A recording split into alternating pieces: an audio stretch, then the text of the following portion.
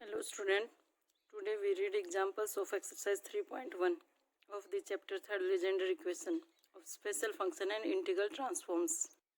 Today we read 7 to 11th example. First 6 example we read in last video. देखो 7th example क्या दे रखा है. Show that -1 to 1 pnx is equal to 2 when n is equal to 0. 0 when n greater than equal to 1. देखो n is equal to 0 तब p n x की value कितनी बन जाती है 2. n इज इक्वल टू 0 लो, यहाँ पर n is equal to 0. -1 to 1 n is equal to 0 रखो, कितना आ गया -1 to 1 p naught x. P naught x की वैल्यू कितनी होती है 1. ये हम डेविएशन निकाला था ना हमने, डेविएशन ऑफ लीजेंडरी इक्वेशन, तब हमने वहाँ पर p naught x, p one x, p two x सब की वैल्यू निकाली थी. या फिर पी एन एक्स जो हमारे पास रोड्रीज फॉर्मूला है उसमें रख के देख लो, n इज इक्वल टू 0 1 आ जाएगा. -1 to 1 1 1 का इंटीग्रेशन कितना हो जाएगा x में -1 to 1 रखेंगे तो कितना आ जाएगा 2, और 2 ही निकालना था. अब देखो सेकंड केस क्या है, n greater then 1. n greater then 1 के लिए वही -1 to 1 पी एन एक्स की फॉर्मूला रखो. ये कांस्टेंट है, बाहर आ गया इंटीग्रेशन से, ये इंटीग्रेशन और ये डेरिवेटिव. x² - 1 को हम क्या लिख सकते हैं, a² - b² को a - b a + b.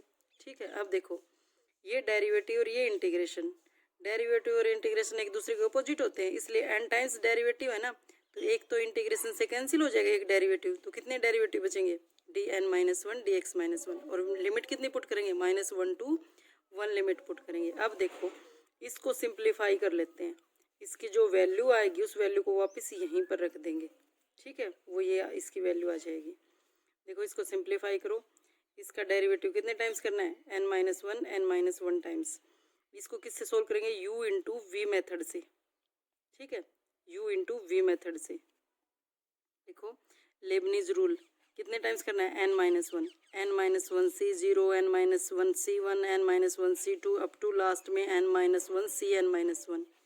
ठीक है, फिर इसको लेकर चलेंगे ना फर्स्ट फंक्शन, तो u का डेरिवेटिव कितने टाइम्स से कहाँ से चल रहे हैं n - 1, तो u का derivative n - 1 times v as it is.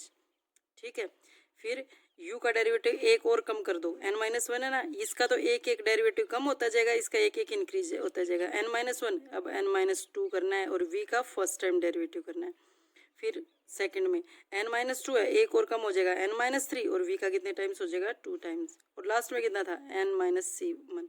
तो यहाँ पर u का डेरिवेटिव घटता घटता as it is u function बच जाएगा, और v का डेरिवेटिव इंक्रीज होता होता vn - 1.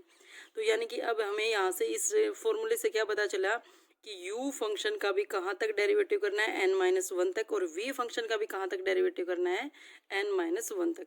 ये u फंक्शन है और ये v फंक्शन है, इसका भी n - 1th डेरिवेटिव निकालना है, इसका भी n - 1th डेरिवेटिव निकालना है. देखो फिर u का फर्स्ट डेरिवेटिव कितना बनेगा, n आगे आ जाएगा, n आ गया आगे, और जो ये x - 1 है इसकी पावर n - 1 हो जाएगी. ये तो n - 1 फैक्टोरियल के ऊपर नीचे मल्टीप्लाई कर दी, तो n इंटू n - 1 फैक्टोरियल कितना बन गया n फैक्टोरियल n - 1 फैक्टोरियल. ये तो कम्बिनेशन बनाया है, इसलिए n - 1 फैक्टोरियल के ऊपर नीचे मल्टीप्लाई कर रखी है. ठीक है, ऐसे u1 u2 u3 up to un - 3 un - 2 un - 1 derivative आ जाएगा. यानी इसका डेरिवेटिव करते जाएंगे n - 1 टाइम्स, तो कितना आ जाएगा n factorial divide by 1 factorial, फिर एक एक इंक्रीज होता जाएगा. वही दे रखा है, ये कम्बिनेशन बना रखा है. ऐसे इसमें देखो फर्स्ट डेरिवेटिव कितना हो जाएगा n आगे आ जाएगा, n आगे आ गया, x + 1 की पावर कितनी होगी n - 1. ठीक है, अब इनका पूरे सबका कम्बिनेशन बनाने के लिए n - 1 फैक्टोरियल के ऊपर मल्टीप्लाई कर दी, नीचे मल्टीप्लाई कर दी, तो n - 1 फैक्टोरियल के ऊपर मल्टीप्लाई की थी इनटू में n, तो क्या बन गया n फैक्टोरियल. ठीक है, अब सेकंड डेरिवेटिव n है, एक और आगे आ जाएगा n - 1, और ये कितना बन जाएगा x + 1 की पावर n - 2. अब n - 1 है यहाँ पर, n - 1 है, तो अब किसकी मल्टीप्लाई करनी पड़ेगी n - 2 फैक्टोरियल के ऊपर n - 2 फैक्टोरियल के नीचे, तो ऊपर वाला तो इसमें इंक्लूड हो गया n फैक्टोरियल में. ऐसे इसमें n - 1 तो यहाँ से आगे थे, अब यहाँ से कितना आ गया n - 2 आ गया, ये n - 3, तो अब n - 3 फैक्टोरियल के ऊपर नीचे मल्टीप्लाई करनी पड़ेगी. ठीक है, ये आ गया. ऐसे ही चलता चलता लास्ट में n - 1th n factorial 1 factorial. अब देखो यहाँ पर भी इन सब की वैल्यू आ गई, यहाँ पर भी इन सब की वैल्यू आ गई. अब इन वैल्यूज को यहाँ पर पुट करना है, या un - 1 पुट करना है, मल्टीप्लाई में v function as it is put करना है. ऐसे पुट कर दो, ठीक है। यहाँ पर ये दे भी रखा है जनरल फॉर्मूला, अगर याद रख सको तो, नहीं तो सीधा डेरिवेटिव करके उनका कम्बिनेशन बनाते जाओ। यानी कि nth time derivative a x plus b raise to the power m, तो जो पावर है ना पावर का फैक्टोरियल और डिवाइड बाय इस पावर में से जितने टाइम्स डेरिवेटिव करना है m माइनस एन फैक्टोरियल, और कितना x के साथ a है ना, a की पावर n हो जाएगा। यहाँ पर x के साथ 1 था तो 1 की पावर n हमने कहीं पर लिखा नहीं, ए एक्स प्लस बी की पावर m माइनस एन हो जाएगा, ठीक है। ये सारी वैल्यूज यहाँ पर पुट कर दी ना, सिर्फ यहाँ पर पुट किए अभी, यहाँ पर un माइनस 1 की वैल्यू, v की वैल्यू, ये सारी पुट कर दी, ठीक है। ये वैल्यू पुट कर दी। अब इस फंक्शन की ये वैल्यू आ गई ना, अब इस फंक्शन को यहाँ पुट कर दो, यहाँ से उठाया था ना, यहाँ पुट कर दो, यहाँ पुट कर दो। यहाँ पर क्या करना है, -1 और 1 लिमिट पुट करनी है। पहले 1 लिमिट पुट करो, फिर माइनस में -1 पुट करो। जब 1 पुट करेंगे, इसमें 1 पुट करेंगे तो 1 माइनस 1 0, 1 माइनस 1 0, 1 माइनस 1 0, सब जीरो हो जाएंगे, ठीक है। ऐसे ही -1 पुट करेंगे तो यहाँ पर तो 1 पुट करने से 0 हो गया, और दूसरी लिमिट कितनी थी, -1, -1 पुट करेंगे तो दूसरे वाला फंक्शन 1 पुट करने से तो ये 0 बन रहा है सब में, फर्स्ट वेक्टर, और -1 पुट करने से सेकंड वाला x प्लस 1 वाला, -1 प्लस 1, -1 प्लस 1, -1 प्लस 1, ये सारा 0। तो यानी कि 1 पुट करते हैं तब भी 0 बनता है, -1 पुट करते हैं तब भी 0 बनते हैं, सारे के सारे फंक्शंस। तो यानी कि जब हमने लिमिट रखी -1 to 1, तो ये सारा का सारा क्या बन गया, 0। समझ में आ गया ना, क्योंकि हर एक टर्म में ये दोनों टर्म्स इंक्लूड हैं। तो 1 पुट करेंगे तब ये वाली 0 हो जाएगी, -1 पुट करेंगे तब ये वाली 0 हो जाएगी, तो दोनों से मिलाकर पूरा फंक्शन ही 0 हो गया, ठीक है। तो यानी कि यहाँ पर इसकी वैल्यू कितनी आ गई, लिमिट रखने पर 0, और 0 आ गई तो यानी कि ये भी 0 हो गया। तो यानी कि ये -1 to 1 pnx dx की वैल्यू कितनी आ गई, 0, n greater than equal to 1 के लिए। और यही तो निकालना था हमें इसमें, ये रहा देखो, n इज इक्वल टू 0 लेकर चलते हैं तो 2, ये हमने निकाल लिया। n greater than equal to 1 लेकर चलते हैं तो क्या आना चाहिए, 0 आना चाहिए, ठीक है। अब देखो नेक्स्ट एग्जाम्पल क्या दे रखा है, -1 to 1 x की पावर m pnx dx। वही रोडरीज फॉर्मूला यूज करेंगे, pnx की वैल्यू रखेंगे, ये रहा फंक्शन, pnx की वैल्यू रखो 1/2 की पावर n फैक्टोरियल, इसका nth डेरिवेटिव x² - 1 की पावर n dnx, ठीक है। ये आ गया x की पावर m।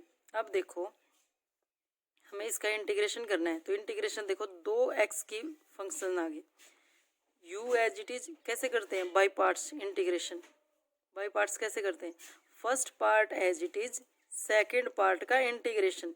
जब इस सेकेंड पार्ट का इंटीग्रेशन करेंगे तो एक डेरिवेटिव से एक इंटीग्रेशन कैंसिल हो जाएगा ना, कितना डेरिवेटिव बचेगा, n-1 टाइम्स डेरिवेटिव बचेगा, ठीक है, -1 to 1। फिर कितना आ गया, फिर क्या करते हैं इंटीग्रेशन, फर्स्ट पार्ट का डेरिवेटिव m इंटू एक्स की पावर m-1, और सेकेंड पार्ट का इंटीग्रेशन हो गया ना, सेकेंड पार्ट का इंटीग्रेशन, ये आ गया सेकेंड पार्ट का इंटीग्रेशन, ठीक है। सेकेंड पार्ट का जब इंटीग्रेशन करेंगे तो यही तो आएगा, एक डेरिवेटिव से एक इंटीग्रेशन कैंसिल होकर n-1 बचेगा, ठीक। अब देखो अभी हमने लास्ट एग्जाम्पल में ये सोल्व किया था, इसको सोल्व करने के बाद जब डेरिवेटिव करने के बाद 1 और -1 पुट करते हैं तो ये टर्म कैंसिल आउट हो जाती है। अभी निकाला था इसका n-1th डेरिवेटिव, तो कितना आया था, 0। तो यानी कि ये फर्स्ट टर्म तो 0 होगी, अब ये बचती है सेकेंड टर्म, और सेकेंड टर्म में ये बाहर मल्टीप्लाई है ना, ये आ जाएगा, समझ में आ गया ना, ये क्लियरली ये 0 हो गया। तो कितना आएगा, -m, बाहर जो कांस्टेंट था वो आ गया, और ये डेरिवेटिव, ठीक है। अब फिर से इंटीग्रेशन अप्लाई करेंगे, left hand side as it is, constant -m बाहर आ जाएगा, ये आ गया। वही first part as it is, second part का इंटीग्रेशन, जब सेकंड पार्ट का इंटीग्रेशन करेंगे तो एक और डेरिवेटिव कैंसिल आउट हो जाएगा ना, कितना बचेगा, n-2, वही -1 to 1, फिर माइनस फर्स्ट पार्ट का डेरिवेटिव कर दिया ना, फर्स्ट पार्ट का डेरिवेटिव m-1 आ गया एक्स की पावर, सेकंड पार्ट का फिर से इंटीग्रेशन, ये आ गया, ठीक है। वैसे ही सिमिलरली जब इसका डेरिवेटिव करेंगे और यहाँ पर क्या आएगा, x-1 x+1, एक बार 1 रखेंगे एक बार -1 रखेंगे, वो फिर से 0 हो जाएगा, यानी फर्स्ट पार्ट 0 तो सेकंड पार्ट माइनस माइनस कितना हो जाएगा, -1 की पावर 2, m पहले से था, अब कितना आ गया m-1 डिवाइड बाई कितना है 2 की पावर n फैक्टोरियल, कितना बच गया -1 to 1 x की पावर m-2 और ये बच गया, ये आ गया। ठीक है, इसी टाइप से अगर हम कॉन्टिन्यूसली इसका इंटीग्रेशन बाई पार्ट्स करते रहेंगे तो कितना आएगा, देखो कितने टाइम्स करेंगे, m है m-1 2 टाइम्स तो कर दिया, तो यानी कि 2 टाइम्स करने के बाद m-2 टाइम्स और कर देते हैं तो टोटल m टाइम्स हो जाएगा। टोटल m टाइम्स करना है ना, 2 टाइम्स तो हो ही गया m और m-1, m-2 टाइम्स और कर देते हैं। ठीक है, देखो जब हम m-2 टाइम्स और करेंगे तो -1 की पावर 2 तो पहले से ही था, m-2 और आ गया तो टोटल कितना बन गया m-1 पहले से ही था और सारे बाकी 3 to 1 m में डिक्रीज होता होता 1 तक आ जाएगा, ये एज इट इज रहेगा। -1 to 1 x की पावर कितनी थी m-2 और m-2 टाइम्स डेरिवेटिव किया तो x की पावर कितनी बचेगी 0।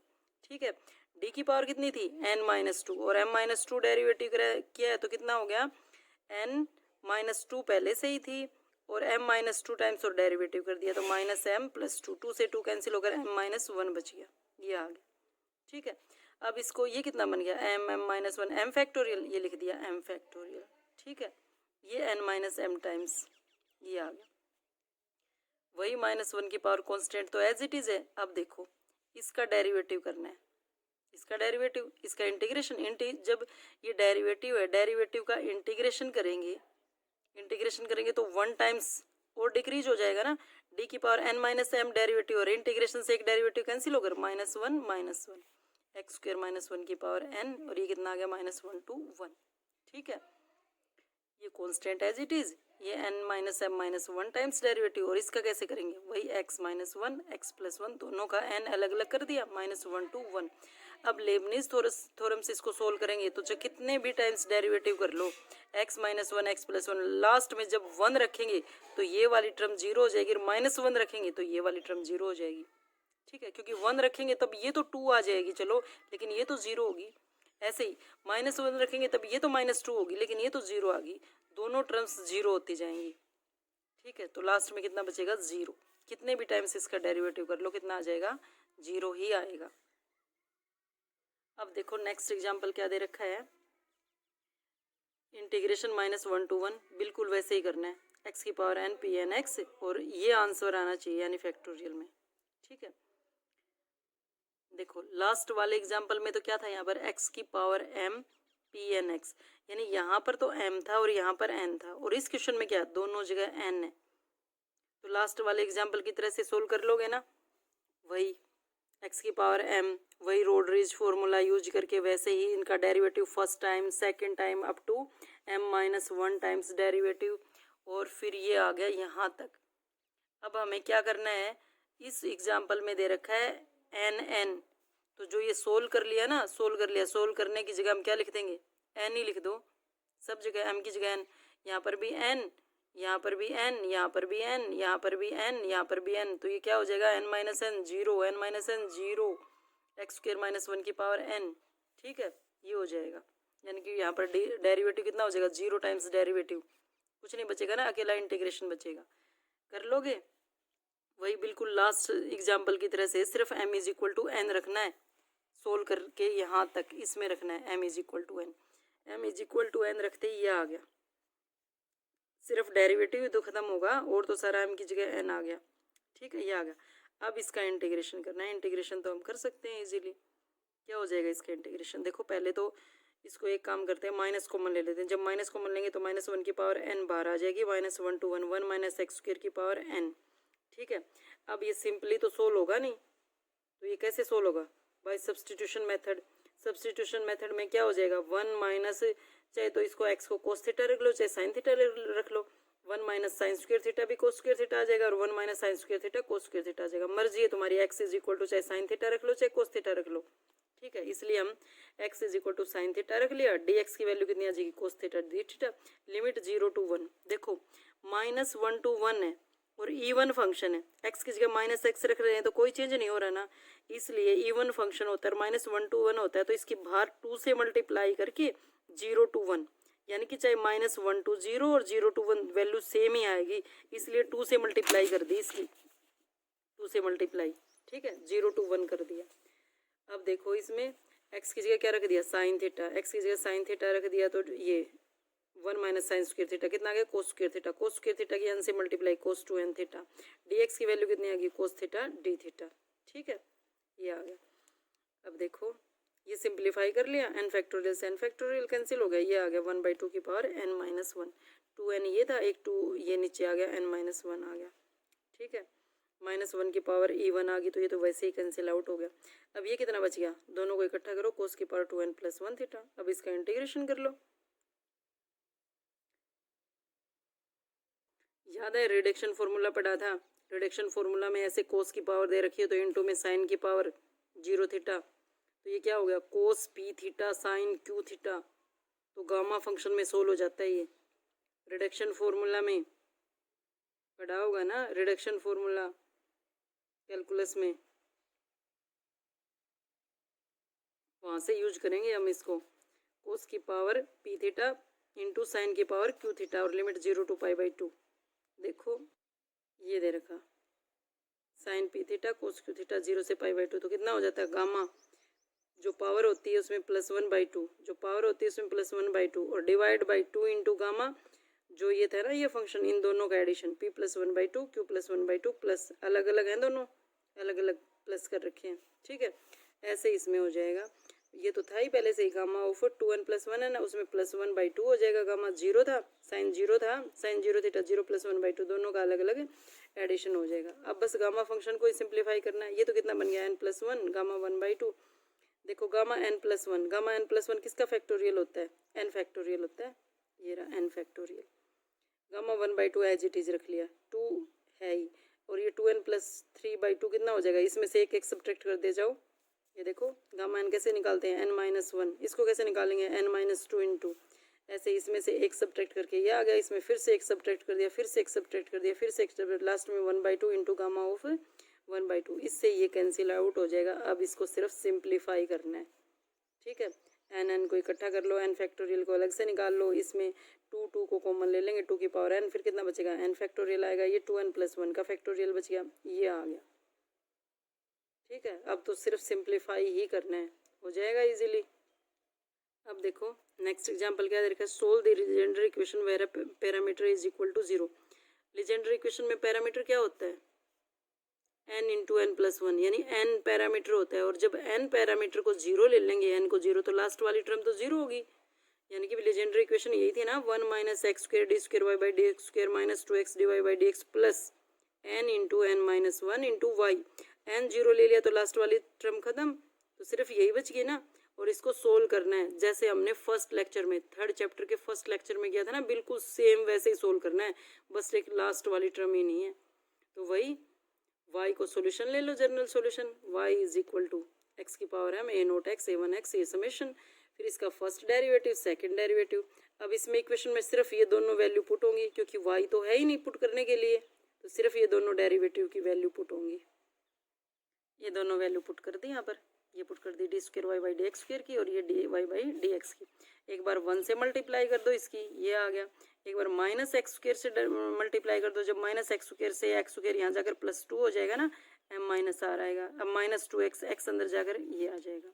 ठीक है, अब देखो ये एज इट इज रह गया, यहाँ पर देखो summation r is equal to 0 to ∞, summation तो तीनों का सेम है, लेकिन यहाँ पर x की पावर m + r - 2 है, यहाँ पर x की पावर m + r है, यहाँ पर x की पावर m + r है, तो इसको भी m + r में चेंज करना पड़ेगा ना। कैसे चेंज होगी, पहले तो इसकी वैल्यू रखो 0, r इज इक्वल टू 0, फिर रखो r इज इक्वल टू 1। अब कहाँ से आ गया ये, r इज इक्वल टू 2 से, क्योंकि 0 और 1 तो रख दी, r is equal to 2 to ∞, ये आ गया, आगे तो एज इट इज ही रहेगा, ये आ गया। अब यहाँ पर हमने shifting of summation index use करना है, यानी इसकी जगह क्या पुट करेंगे, k, और k की जगह वापस क्या पुट कर देंगे, m + r। ठीक है, तो ये r कहाँ से स्टार्ट हो जाएगा, अब 0 से, और इसकी पावर कितनी हो जाएगी वापस, क्योंकि इसकी जगह k और k की जगह m + r, तो वापस x की पावर m + r, तो ये चेंज होकर कितना आ जाएगा 0 से। ये हम फर्स्ट लेक्चर में कर चुके हैं, ये वाला शिफ्टिंग ऑफ समेशन इंडेक्स, देखो ये आ गया। ठीक है, बाकी की टर्म्स थी x की पावर m + r से, इन तीनों को इकट्ठा कर लिया, ये आ गई। अब देखो सबसे पहले इंडिशियल इक्वेशन के लिए जो x की लोवेस्ट पावर है उसका कोफिशिएंट इज इक्वल टू 0, यहाँ से m की वैल्यू कितनी आ गई 0 और 1।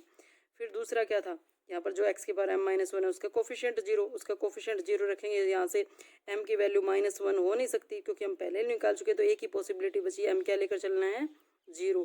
a1 को 0 लेंगे नहीं क्योंकि a1 तो ये कॉन्स्टेंट टर्म है, इसकी तो हमें ज़रूरत है, ठीक है, इसलिए एक ही पॉसिबिलिटी आई। दोनों से कॉमन सोल्यूशन कितना आया, m इज इक्वल टू 0। अब m इज इक्वल टू 0 के लिए सोल्व करेंगे इसको। देखो फिर अब ये जनरल टर्म x की पावर m प्लस आर का कोफिशिएंट इज इक्वल टू 0, ये आ गया। ए आर और ए आर प्लस 2 आया। ए आर प्लस 2 बड़ी टर्म है, इसको लेफ्ट हैंड साइड में रख लेंगे, बाकी सारा राइट हैंड साइड में ले गई, ठीक है। किसके लिए निकालना है, m इज इक्वल टू 0 के लिए। m इज इक्वल टू 0 रख दिया, ये आ गया, ठीक है। ए नोट A1 की वैल्यू आएगी नहीं तो A2 से स्टार्ट करना है। A2 कब आएगा, जब R 0 से स्टार्ट करेंगे, R 0 1 2 3 अप टू। तो देखो R को 0 रखो, 0 रखते ही A2 की वैल्यू कितनी आ गई 0, A3 R की वैल्यू 1 1 1 1/3 A1, ठीक है। ऐसे निकाल लेंगे A4 A5 A6 A7। ये जो यहाँ से A नोट A1 की वैल्यू तो आई नहीं, A2 A3 A4 की वैल्यू आएगी, वो इसे जनरल सॉल्यूशन में पुट कर देंगे, A नोट A1 A2 में। ये देखो ये सारी वैल्यूज आ गई, ये इस जनरल सॉल्यूशन में पुट कर दी, ये वैल्यू आ गई। पूरा क्वेश्चन किस में आ गया, A नोट और A1 में। ये यहाँ पर इसका कांस्टेंट 1/2 आ गया ना, इसको बाहर ले लिया, ये लॉगरिथम में चेंज कर दिया, इसका लॉगरिथम का फॉर्मूला ये। इसको हम ऐसे लिख सकते हैं, log of 1 + x minus log of 1 - x। इनका तो दोनों का सिंपल फॉर्मूला होता है, इसमें से इसको सब्ट्रैक्ट करते हैं ना तो यही बचता है, ठीक है। यहाँ तक छोड़ दोगे तब भी ठीक है, यहाँ तक छोड़ देंगे तब भी ठीक है, इतना सॉल्यूशन। अगर ध्यान में रहता है कि इन दोनों का सब्ट्रैक्शन है तो लिख दो, ठीक है। अब देखो नेक्स्ट एग्जाम्पल क्या दे रखा है, verify the Legender polynomial P3x। ये P3x की वैल्यू ये आती है जब हम डेविएशन निकालते हैं यूजिंग रोड्रिज फॉर्मूला, ठीक है। Satisfy the Legendre equation when parameter n is equal to 3। Parameter n को अगर 3 लेकर चलते हैं तो ये उसको सेटिस्फाई करती है। देखो ये हमारी 1 - x² d² y/dx² - 2x dy/dx plus n into n plus 1y, ये होती है ना लीजेंडर इक्वेशन। तो n की जगह क्या लिखना है, 3 स्टेटमेंट में दे रखा है, तो 3n n प्लस 1 3 × 4 हो गया ना, ठीक है। अब देखो ये इसको सेटिस्फाई करती है, तो यानी y की जगह ये लिखना पड़ेगा, पुट करके देखेंगे तभी तो पता चलेगा सेटिस्फाई करती है। तो y की जगह क्या लेकर चलेंगे, ये P3x, ये ले लिया। तो यानी इसका फर्स्ट डेरिवेटिव निकालो, इसका सेकंड डेरिवेटिव निकालो, और इन तीनों को इसमें पुट करके देखो। ये देखो ये पुट करके देखा तो ये क्या आ गया 0। P3x is solution of Legender equation. यहाँ से हमें पता चल गया कि ये सोल्यूशन है, ठीक है। ये थे सारे 3.1 एक्सरसाइज के एग्जाम्पल्स। अब देखो ये है 3.1 exercise, first question, second, third, fourth, fifth, sixth, seventh, eighth, 9th और 10th, और ये उनमें से कुछ के आंसर्स दे रखे हैं, बाकी तो सीधे वेरीफाई करने, आंसर साथ में ही है, ठीक है। सारे क्वेश्चंस ट्राई कर लेना, अगर कोई प्रॉब्लम आती है तो भेज सकते हो मुझे। Okay, thank you.